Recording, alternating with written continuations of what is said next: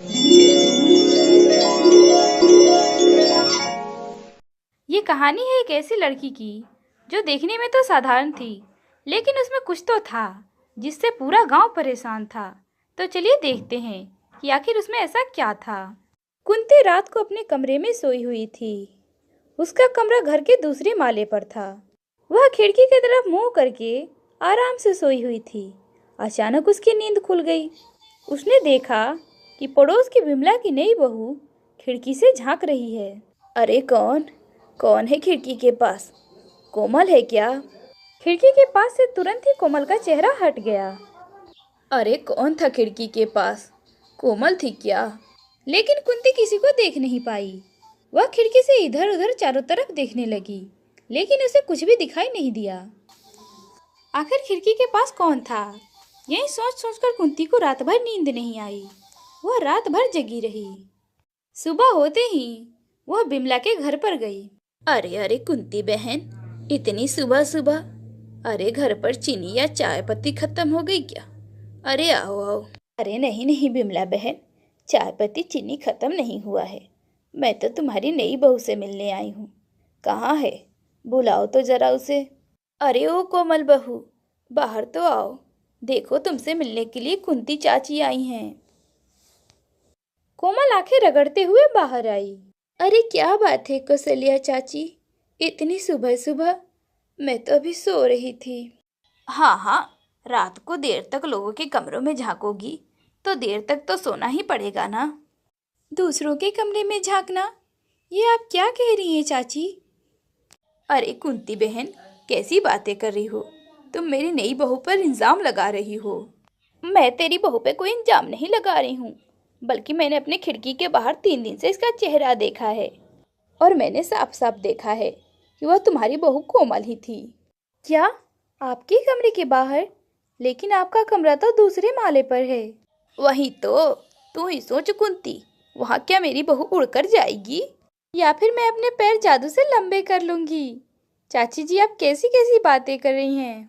सास बहू की ऐसी बातें सुनकर कुंती बिल्कुल चुप हो गई। कुंती को चुप देखकर बिमला बोली, कुंती, तुम सो रही थी, इसलिए तुमने सपना देखा होगा। जाओ घर जाओ और जाकर चाय पी लो, दिमाग तुम्हारा बिल्कुल शांत हो जाएगा। अरे नहीं नहीं माँ जी, आप दोनों बैठकर बातें कीजिए, तब तक मैं आप दोनों के लिए चाय बनाकर लाती हूँ। कुंती के मन में एक ही बात चल रही थी। उसने अपनी खिड़की के बाहर कोमल को ही देखा था। कोमल की शादी को बस 2 ही हफ्ते हुए हैं। उसने बिमला के बेटे सूरज से लव मैरिज की थी, लेकिन शादी से 1 महीना पहले ही उन दोनों की मुलाकात हुई थी और दोनों में प्यार हो गया और उसके बाद उन्होंने शादी कर ली। शादी करके कोमल जब इस घर में आई थी, तभी कुंती को कुछ अच्छा नहीं लगा था। कोमल के चेहरे पर एक अलग ही चतुराई था। इस लड़की को देखकर मुझे कुछ अच्छा नहीं लग रहा है। पता नहीं मुझे ऐसा क्यों लग रहा है कि मैंने इसे पहले भी कहीं देखा है, लेकिन कहाँ देखा है या मुझे कुछ ठीक से याद नहीं आ रहा। कुंती के मन में एक शक था, लेकिन खैर कुछ दिन तो ठीक ठाक बीत गए। लेकिन एक रात कुंती जब अपने कमरे में सोई हुई थी, तभी उसने खिड़की के बाहर कोमल का चेहरा देखा। वह डर तो गई, लेकिन वह सपने में है, यही सोचकर वह सो गई। इसी तरह लगातार 3 दिन तक कुंती ने अपने घर के बाहर कोमल का चेहरा देखा। जब वे ये बात कहने के लिए बिमला के घर पर गई, तब वह सास बहू ने इस बात को मजाक में उड़ा दिया। उनकी जगह पर अगर कोई और भी होता तो वह भी इस बात को ऐसे ही मजाक में उड़ा देता। लेकिन कुंती के मन में इस बात को लेकर एक अलग ही डर बैठ गया था। चाहे कुछ भी हो जाए, लेकिन मैं इस बात का पता लगा कर रहूंगी, तभी जाकर मुझे चैन की नींद आएगी। कुंती अपने घर पर अकेले ही रहती थी। उसके पति का देहांत 5 साल पहले हो गया था। कुंती की कोई संतान नहीं थी। वह घर में अकेले ही रहती थी। कुंती के घर में 4-5 लाख रुपए कैश और उसके जेवर ऐसे ही पड़े रहते थे, लेकिन उससे पहले ऐसा कभी भी उसे डर नहीं लगा था। वह अपनी खिड़की की तरफ मुंह करके अपने बिस्तर पर बैठी रही, लेकिन आज रात उसने ऐसा कुछ भी नहीं देखा। अगले दिन भी वह खिड़की की तरफ मुंह करके बैठी रही, लेकिन इस रात भी उसने कुछ नहीं देखा। लेकिन अगले दिन उसे थोड़ी सी नींद आ गई और वह बैठे बैठे झक मारने लगी। और जैसे ही उसकी नींद खुली, उसने देखा कि उसकी खिड़की के पास से जल्दी से एक चेहरा हट गया। पक्का ये कोमल ही थी।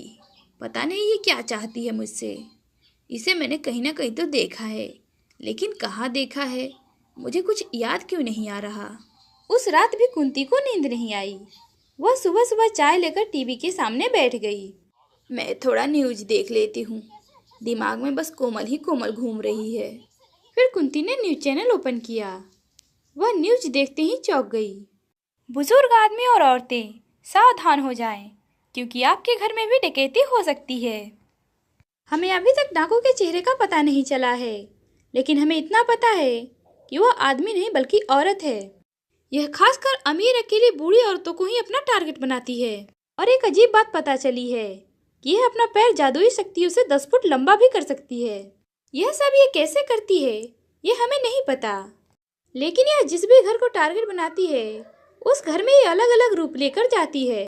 कभी सेल्स गर्ल, कभी नौकरानी, और कभी कभी तो ये उस घर के लड़के से भी शादी कर लेती है। यह बात सुनते ही कुंती के रोंगटे खड़े हो गए। अरे मुझे याद आ गया, अभी 2 महीने पहले ही तो वो लड़की आई थी मुझसे काम मांगने के लिए, लेकिन मैंने उसे भगा दिया। वह लड़की कोमल ही तो थी, इसीलिए मुझे उसका चेहरा कुछ जाना पहचाना सा लग रहा था।